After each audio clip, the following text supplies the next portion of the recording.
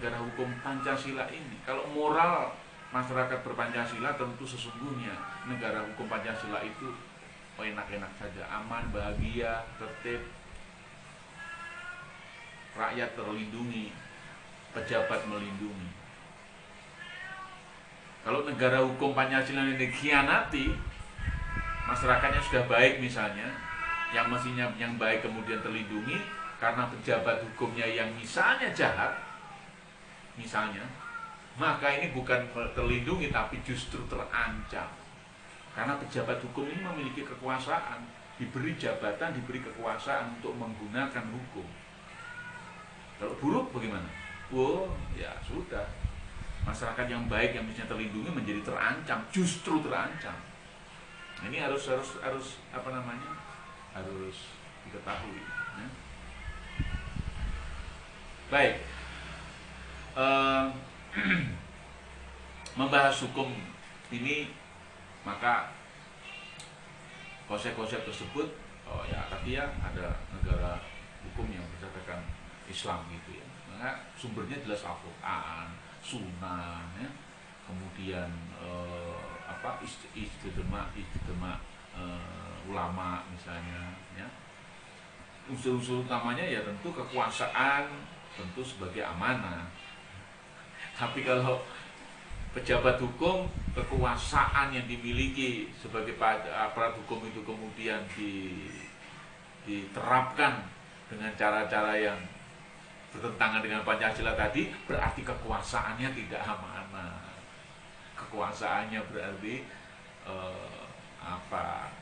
kesombongannya berarti gitu, kira-kira. Nah, Islam mengajarkan kekuasaan sebagai amanah. Kemudian hukumnya menurut Islam ya musyawarah, dimusyawarahkan yang terbaik untuk semuanya apa, bagaimana.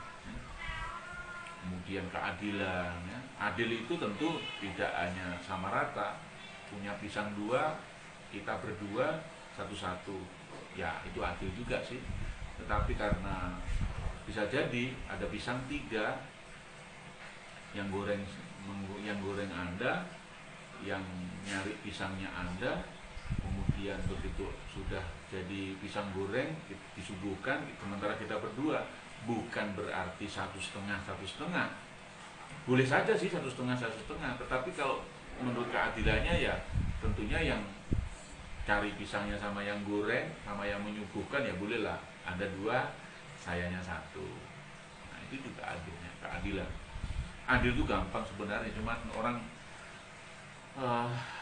orang yang apa namanya berputar-putar saja, banyak alasan berputar-putar ngomong keadilan. Adil itu gampang sekali. Nah, tetapi keadilan dalam konteks Islam terkait misalnya pembunuhan berbeda dengan hukum negara hukum Pancasila. Kalau konsep Islam, orang membunuh maka dia juga harus dihukum dibunuh atau alias hukuman mati. Kalau di negara hukum Pancasila masih menekankan pada kemanusiaan, keperadaban, dia tetap dihukum, misalnya tidak perlu sampai mati, hukuman mati, mungkin hukumannya yang terlalu harus lama begitu. Ya, kemudian kita di negara hukum yang pakai konsep Islam ya ada persamaan, egaliter, equality before the law, ya bahasa kerennya. Ini persamaan. Dan lebih penting lagi, konsep Islam juga mengakui tentang adanya hak asasi manusia. Adil, pengadilan harus bebas, nggak boleh ditekan-tekan. Ditekan oleh ormas, salah satu anggota ormasnya diadili, wah ditekan-tekan, nggak boleh. Jadi hakim harus kita beri kebebasan, ya kecuali kalau hakimnya buruk, ya entah ilmunya buruk, entah kelakuannya yang buruk, entah cara yang mengadilinya yang buruk, misalnya, ya boleh kita kritisi, kita persoalkan. Mungkin polisinya juga buruk, menerapkan hukumnya buruk, ilmunya buruk, misalnya rendah, ya kita persoalkan boleh. Tapi yang pasti peradilan harus bebas. Dan hukum konsep Islam itu damai, ya, damai. Dan pasti ini ulama yang lebih ulama yang kita hormati yang lebih, atau para kiai yang lebih mengerti bahwa hukum itu mendamaikan, atau hukum Islam itu damai misalnya, itu ulama kita yang lebih mengerti daripada saya. Dan konsep hukum di hukum Islam itu mengutamakan kesejahteraan. Nah, dari sekian banyak unsur-unsur dalam hukum Islam itu, atau konsep negara hukum Islam itu, di samping semuanya, terakhir adalah ketaatan rakyat.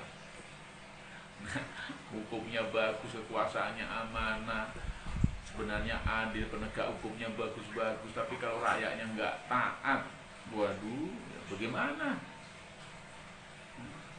Di suatu tempat hakim itu paling hanya 9 atau mungkin 12 hakim jumlahnya, sementara warganya yang harus misalnya ada persoalan yang itu 200.000 atau 1 juta orang misalnya. Wah, 1 juta orang nggak tertib, wah bagaimana hakim tertekan sehari-hari, tertekan oleh perkara-perkara rakyat yang tidak taat.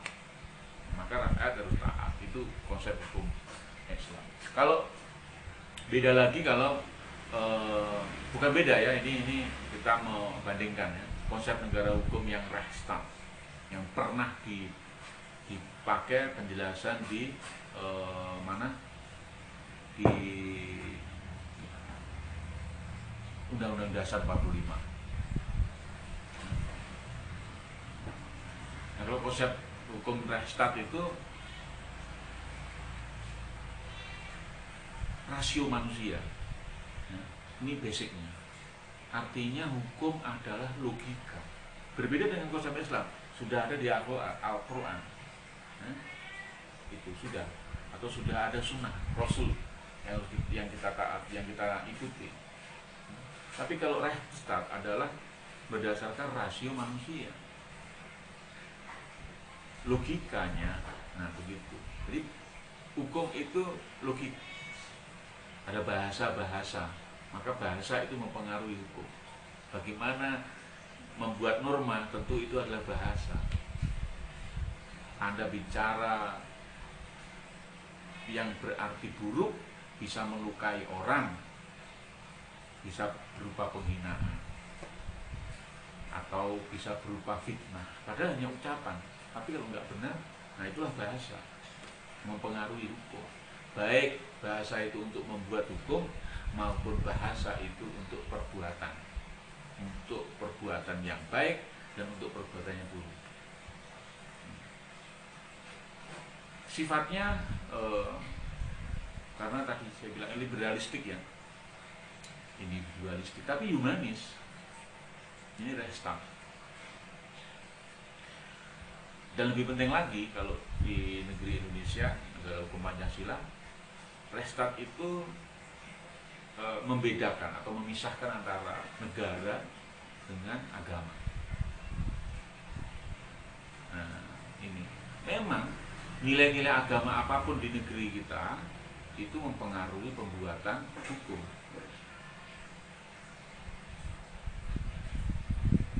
Ya. Nah,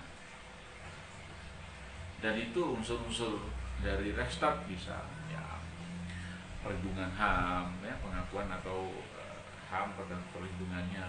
Ya. Kemudian kita ada trias politika, ada eksekutif, legislatif, yudikatif. Bahkan ada kita ya ini ada peradilan administrasi yang disebut pengadilan tata usaha negara.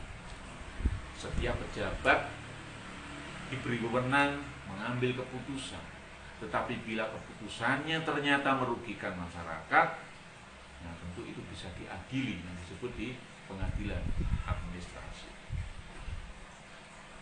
Rechtsstaat itu yang diperlukan kepastian hukum.